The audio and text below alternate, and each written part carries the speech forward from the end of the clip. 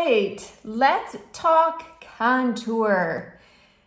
We're going to talk specifically about the contour that we put on our cheeks, okay? So right now I have my mane and brightening highlight color on my face, okay? And my eyes and eyebrows are done. Notice how my face is very one-dimensional right now. Like I have the beautiful natural coverage that I'm looking for, but it's just very flat. So that's what contour does. Contour brings a little bit of shadowing, a little bit more dimension to our face because that's the way we were created. We were created with shapes and dimension, so we want to accentuate it with our contour.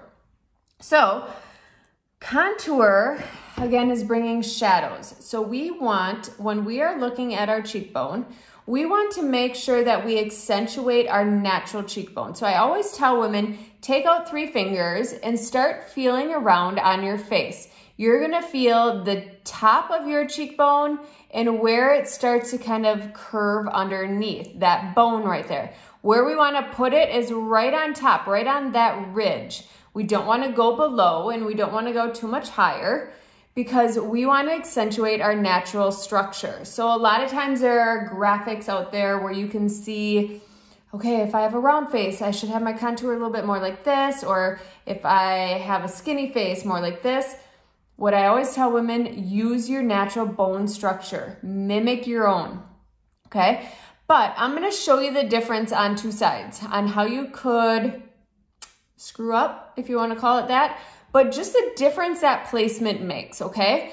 So like I always say, there's no right or wrong way, but this is really gonna help accentuate your own face structure. I'm gonna use my detail brush here, and I am going to let's do the wrong way first, okay? So I'm gonna come in and take my whole detail brush nice and flat into my contour. So this is the wrong way. Number 1, we're gonna have too much product on because when I come and place it, there's gonna be a ton and it's gonna be one big thick line, okay? We wanna keep it minimal. Another wrong thing that I'm gonna do is if I find my cheekbone, I'm gonna go underneath it. So if I were doing it wrong and coming in really far, okay? Notice how low it goes where my natural cheekbone is up here and how far it comes in, okay? That's a no-no, and let me show you why. Let's do it on this side where I'm only going to take the corner of my brush, so I'm just getting a small amount. Where my cheekbone is, I'm gonna come right at that base and I stop at the outside of my eye, okay?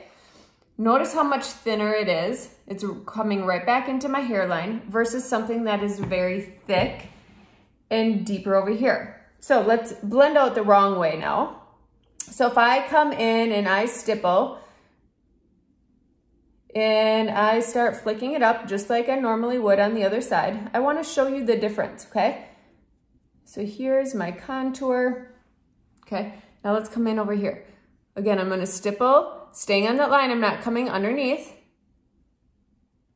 and now flicking upward. So I have that very minimal line. Okay, look at the difference that it just makes. It helps elongate, it helps lift, right? And I'm not bringing too much muddiness here. Versus this side, I have way too much product. My contour is way too thick. Even if I were to try to blend this even a little bit more, okay?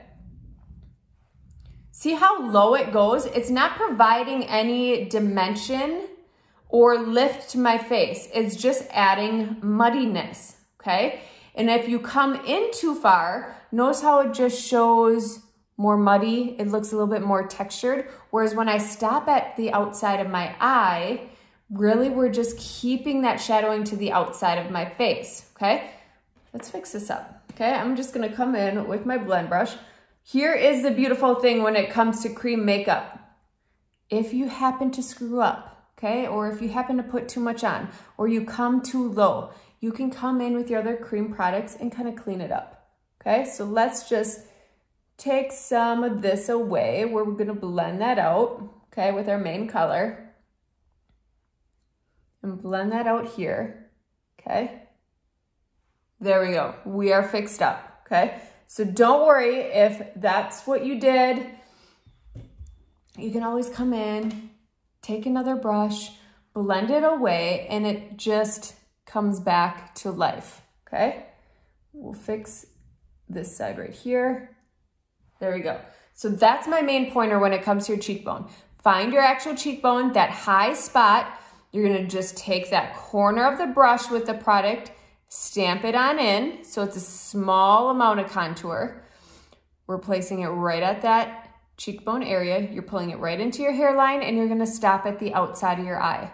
When you are blending, you're stamping, flicking upward. We don't wanna come down, because remember how much muddy it looked over here? We want to flick upward, and that's what's gonna give you that beautiful chiseled look and that very lifted, sculpted cheekbone, okay? Simple as that, but it's just making sure you're not using too much product and you're really taking the few extra seconds to figure out exactly where to place it, so that way you get that dimensional look without adding any extra muddiness, and you're actually helping do its job on your cheeks.